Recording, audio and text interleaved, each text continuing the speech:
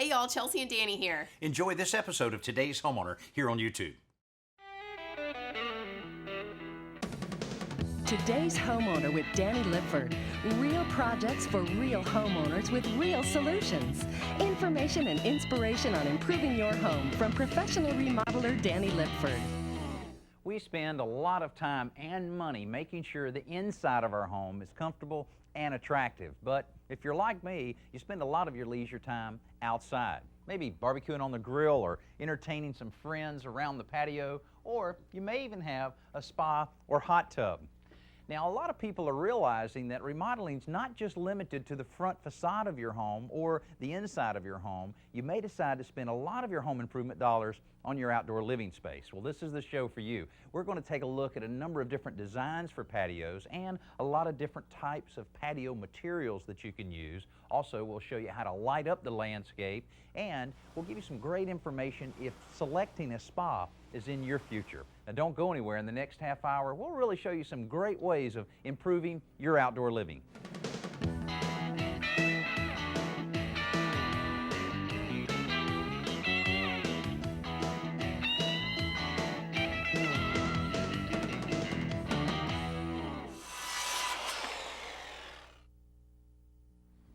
Welcome back to the show. Now, if you've decided to make a patio area part of your outdoor living space, then one of the first choices you'll have to make is exactly what type of material to use for the patio itself. Now, the most common and probably the most reasonable in cost is concrete. Now, you don't have to settle for just regular broom finished concrete like you see on driveways. You can go with some alternate surfaces that really make a big difference in the overall look.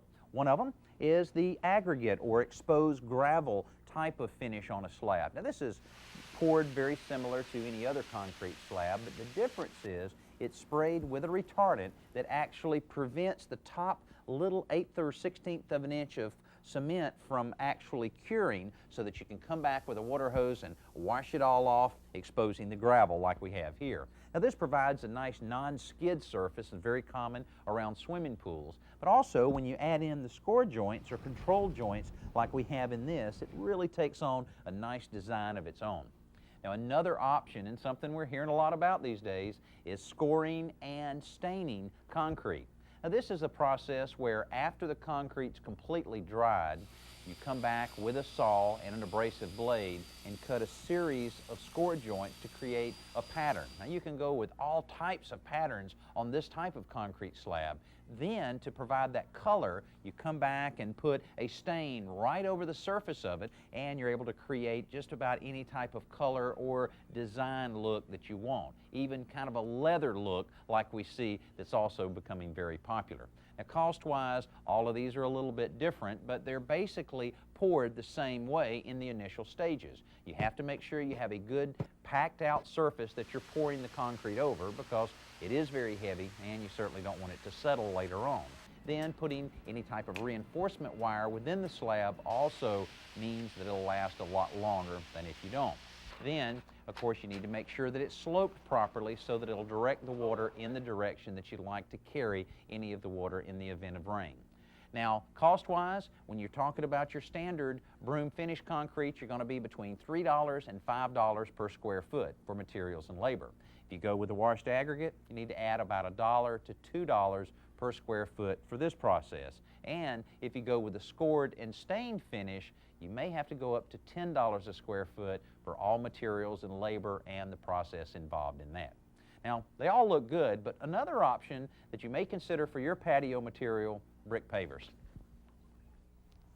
Many homeowners want a little more character in their patio. Bricks may be just the thing. Now, these are brick pavers that are actually concrete, and this homeowner put this patio down just a couple years ago. You can see they used some of the gray bricks for a slight radius and then a little burgundy here in the middle for an accent. And these were all put down over a very coarse sand. You can use crushed gravel or crushed limestone. As long as you level it out real well, pack it down, and then one by one put your bricks in place. After that, using a real fine sand, spread it over the surface of it and then sweep it into the cracks, or use a water hose to let it wash down into the cracks, and that'll hold the bricks real nice and steady over the years. Now, these particular pavers that we used here are this shape, and you can see right on the side here where they have a little nub out on the side of it, and that'll keep it spaced enough so that the sand will drift down between them. Now there's a lot of other ones to choose from at the home center. You can go with a different color, different shapes of all kind that fit together to create the pattern, or to speed up the process you can use a larger one like this 18-inch by 18-inch piece. Also you have some, this is 16 by 16, that looks like smaller pieces, and if you are really looking for a more irregular look to your patio, then they have this type that you can put down. This is more of a lightweight concrete, and even one with a little dimple effect on it that can be used. And again, these larger pieces make the project go a lot quicker. Now this kind of thing is more of a do-it-yourselfer type of approach, whereas concrete slab probably needs to be left to the professionals, because it does take a little bit of skill, and once that concrete sets up, you're not going to do anything to make that finish look any better. And we've got a lot more to show you about outdoor living, so stay with us. Now this is one of the types of patio surfaces we were talking about earlier, scored stained concrete. Now that's interesting here in that this was actually a poured slab that had been out here for a number of years, and they really made a difference by what they've done with this. Now one of the best ways to really set the atmosphere just perfectly in a landscaped outside area like this is through landscape lighting. And to give you some things to consider when you're thinking about landscape lighting, Kent Broom, landscape architect. Now, first of all, when you have an area like this or a homeowner's coming to you with an idea of lighting up the area, what are some of the considerations? The most important consideration is the light value within the space, because you don't want to have direct lighting within your courtyard space. When I say direct lighting, there's lighting actually coming into your space, right, into your eyes. And so what we did here is we actually took the perimeters and lit the perimeters up, which actually creates a dark space inside this courtyard. Okay. And so all the lighting actually reflects off the walls and off the actual terrace. So that lights up the space but doesn't light up your eyes. Okay, I noticed you used several different types of fixtures. One over here that seems to kind of wash the wall a little bit with light. That's correct. This particular light is a halogen light, and it actually has a spread lens on it, and it actually pulls the light along the wall. And what we're also relying on is some indoor light coming through the French doors to actually put a little pool of light onto our terrace right in through here. Okay. We do have some carriage lights on the wall right there, but those are just there for decoration because we don't want those lights on when we're actually entertaining out here. I see. Okay, and of course this one is real commonly used on a, I guess, pathway situation. That's correct. Again, what we're trying to do here is just create a little pool of light onto the terrace as well as the landscape, and it repeats the light coming through the French doors to give a little pool onto the patio, a little pool of light on the patio. Okay, all right. And as we walk over here, we actually have a fountain display, but we haven't finished this courtyard yet. But in this courtyard, what we have here is some spotlights. And these spotlights are more intense than any other lights here because we want to focus all of our lighting on this focal element right here. Yeah, any kind of a water element really does add to it. And you know, when you're really relaxing around, say, a hotel, and you have that water element and the light in conjunction with it, that's going to be a nice feature once you finish that up. Yes. Okay, now are these 12 volt or are they 120 volt? These are 120 volt fixtures. And the reason why we did that, we already had 120 in the space. Okay. And also my client, when we did the master plan, my client really likes changing seasonal color out here, like bulbs and annuals, etc.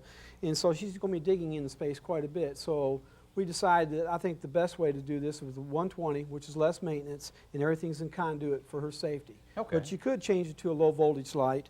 All these fixtures come in low voltage, the same style and everything. But you'd probably, in this case, I'd probably put all your low voltage wire in conduit for safety. Yeah, it makes sense so that you're not cutting it later and have to go through possible repairs on that. Now, utilizing services like yours as a landscape architect in developing a master plan really makes sense. Whether you do the implementation of the planning or the homeowner, it really gives you a roadmap of the final result there. That's correct. With hiring a landscape architect, they can give you a master plan that they can have professionally done, or a professional can come in and actually install all the major portions like the concrete, etc. And then the homeowner can come in specifically like this with the small containers, with the flowers, and with the wall features and things like that. So it could be a combination of professional coming in as well as homeowner taking interest in the landscape as well. I see. Well, I'm sure this place will look great once the sun goes down. Oh, it's going to be beautiful. When you think about outdoor living, you almost have to think about the West Coast. If there's any area in the country that's raised the level of outdoor relaxation to an art form, it's Southern California. Now, we're at a showroom just outside of Los Angeles where we want to give you some buying tips on something that'll really help you relax, a hot tub. Now, this showroom sells hundreds of spas every year, and the resident relaxation expert is Jeff Black, the owner. Now, Jeff, first of all, spa, hot tub, what's the right term? Actually, both are nowadays. It used to be that hot tub was the old redwood barrels and this was a spa, but now they're both used interchangeably. Okay, now homeowners all have different needs. You know, you have the one-person tub, eight-person tub. What are some of the considerations that homeowners really need to think about? Right. Where they're going to put it, the proximity to their house, and the proximity to their electrical outlet. Okay, what about electrical? Do you have to have the special electrician come out? Most of the time you'll need an electrician to wire it up, but it's a pretty simple thing, no different than wiring up any other appliance. But as far as drain, you really don't even need a drain. You just hook the hose to it. Just hook the hose to it. And also, what about how many times you have to fill it up a year? You're really not having to drain it like you would a bathtub, right? No, you just have to drain it 3 or 4 times a year to get fresh water in it, and it just depends on how much you're using it as to how much you drain it. And I guess over the years, technology's made a big difference in tubs, and the filtration on these tubs really superior now. Far superior to anything that used to be around. These have really big filters, and they keep the water sparkling clean. Okay, what about weight? I mean, you get 4 or 5 people in here, you fill it up with water, it starts getting heavy. Right. The weight's not really an issue. Most people are putting these on the ground, on gravel or concrete, and the weight is pretty evenly distributed, so the weight per square foot is actually very low on these. Okay, the covers, I know that I always see covers, the thick insulated covers over these. How important are those? The cover is a must-have thing to keep the heat in, to keep the people out when you want it locked down for safety, and to keep all your chemical and water loss down. I know, but you kind of have to have a lot of help to really move that heavy cover off of there. Right. Well, we have a perfect solution for that. This is one of our standard spa covers. It's 3 to 4 inches of foam insulation, and it's got this marine grade vinyl covering on it so that it can withstand the weather. It also has these built-in padlocks so that the wind won't blow the cover off of the spa. I guess that'll also keep those small kids out of there. Yeah, it's good for keeping kids out too. Okay, but it's still pretty heavy. Right, but we've come up with a good solution for getting the spa cover off of the spa. It's this product here called the Cover Valet. Okay. And the way it works is real simple. I'll show you. You just fold the cover in half, which is easy, and then with one hand you just lift it up, and just like on the hood of your car, it has these gas shocks to lift the cover up and out of the way. Well, that's easy. Very easy. And it locks open, I guess. Right, it has that little lock on it so that it won't close or fall down until you push the button to release it to let it back down again. Now, I've seen similar products like this, but most of them will take up too much room behind the spa. Right, because they slide off the back of the spa and they take up a couple of feet. This one only needs 4 or 5 inches in the back, so that you can build a deck around the spa or put it up against a wall, or even use one of these gazebos, which are really popular with people. Yeah, I guess that helps kind of break some of the sun, direct sun, onto the tub itself. Right, and it looks nice around the spa too. Okay, all right. I see towel racks Right, are another available accessory is this spa side towel tree, so you can hang your towels out by the spa. And steps are an important accessory too to get in and out of the spa. And we have a set that actually has a built-in storage cabinet so that you can keep all your chemicals and spa supplies right next to the spa. Yeah, that's something we haven't talked about, because you do need some chemicals, a little bit of chlorine, a few other things, just similar to a larger pool, but much simpler in terms of using it. Much simpler and much easier to keep clean, but we do need to sanitize the water. Okay, now what about safety? I know you also have a type of railing that's available. We have a spa side handrail that slips under the spa cabinet, so the weight of the spa holds it steady so that you can have something to grab onto to help get in and out of the spa easily. Okay, all right, that makes sense. And I also have seen complete enclosures that come in kits that you can actually enclose it and protect it from the rain, snow, sun, everything. We have those type of products in the store too. Yeah. All right, great. Well, Jeff, I really appreciate you showing us around, because it really gives you some good ideas on how to create that real nice outdoor paradise. Right, well, thanks. With all this talk about relaxation, I thought I'd try it myself. Now, I hope this week we've been able to provide you some information that you'll be able to use when you're planning your own personal outdoor retreat. I'm Danny Lipford. We'll see you next week. Get ready to review your fix-it list as Danny and home repair expert Joe Truini show you this week's simple solution. If you have a little bit of sanding to do, a sanding block like this is perfect for that. But if you have a lot of sanding to do, you may want a sanding pole. Well, a pole sander is great for broad surfaces like this, but to go out and buy one, it might cost $20 or $25. Right. And the average homeowner wouldn't use it more than a couple of times. So what I have here is an alternative to a pole sander. It's just your everyday sponge mop. What you do is first you just take the sponge off of the mop itself. Here, hold that for me. All right. And then you take a full sheet of sandpaper and just put it right onto the screws that are coming off the back of the sponge itself. And wrap it around so you get the whole sponge covered with sandpaper. And then just put it back on the mop head itself. That's Put perfect. that one too. And here you go. I'm gonna take one of these little knobs and put them back on for me. Okay. Let me see if I can line that up for you. There you go. Okay. Got that. Okay, let me put this other one on. You can tighten that up for me. And you'll see that this works great on, because it allows you to sand right near the ceiling. And so a typical 8, even 9-foot ceiling you can reach really easily with this. Yeah, that's perfect. That works real well, and I guess real easy to change the sandpaper once you wear out a sheet. Yeah, this lasts surprisingly long because of the backing that the sponge provides. But yeah, you can take it off and switch it in just a matter of seconds. And you're bound to stir up a little bit of dust as a result of this, and then you can just use the sponge mop to clean that up. Now let's join Danny at the Home Center to check out the best new products. I don't know about you, but around my house, there's always something that needs to be inflated. A car tire, bicycle tire, soccer balls. Well, if you've ever used those hand pumps, you know how hard they are to work with, and they rarely do the job. Well, if you buy one of the big air compressors, not only are you going to take up a lot of valuable space in your garage, you're going to spend a fair amount of money. Campbell Hausfield's developed a air compressor that's made for the typical garage. Now, this can mount just right on the countertop or workbench, or if you decide you want to save a little room, it also has mounting brackets. You can mount it right to the wall and works off of standard 120-volt house current, so any outlet you can plug it right into. And it has a 50-foot recoil hose, makes it real easy to take care of what you need to and then tuck it right out of the way. Here, a little compartment built in with all your little accessories that you may need. Here's some little tips that allow you to fill up those soccer balls or beach balls, and little slip fittings that allow you to put on the fittings and take them right off very easily. Also, right on the front, you've got your air gauge so that you know exactly what PSI, or pounds per square inch, you're putting in the tire or the ball, and it's adjustable right on the side. Little handy on and off switch right on the front, and a handy reference guide that'll give you suggestions as to how much PSI you need in the balls or whatever you're working with. Now, this is a lot of features and it's really well designed, fairly lightweight, and one of the best things, it's only $100. Now let's go outside for Around the Yard with Danny and lawn and garden expert Barbara Katz.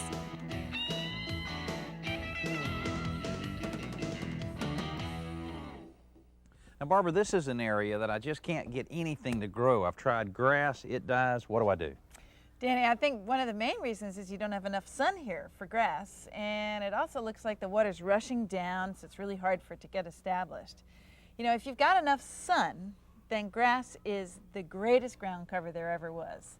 But you've moved into the shade, so you're going to have to explore some different kinds of ground covers. Well, it has been hard to keep the grass mowed here, so a little scalping has taken place on mowing the grass and all. So More than a little. Yeah.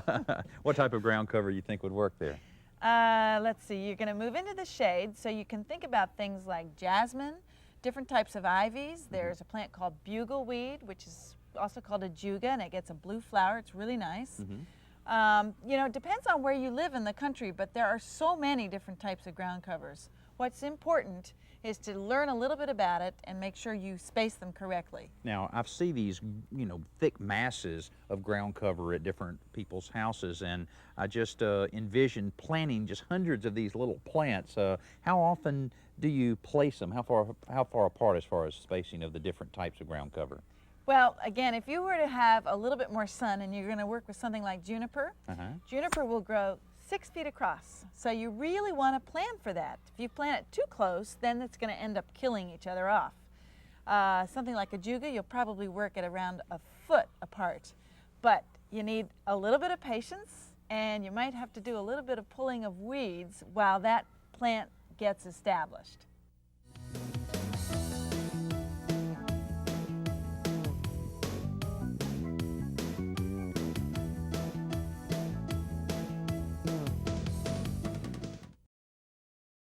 Hey, thanks for watching this episode of Today's Homeowner. And don't forget to comment, like, and hit the bell icon so that we can notify you when new videos are posted. And don't go anywhere, click around and continue the home improving fun.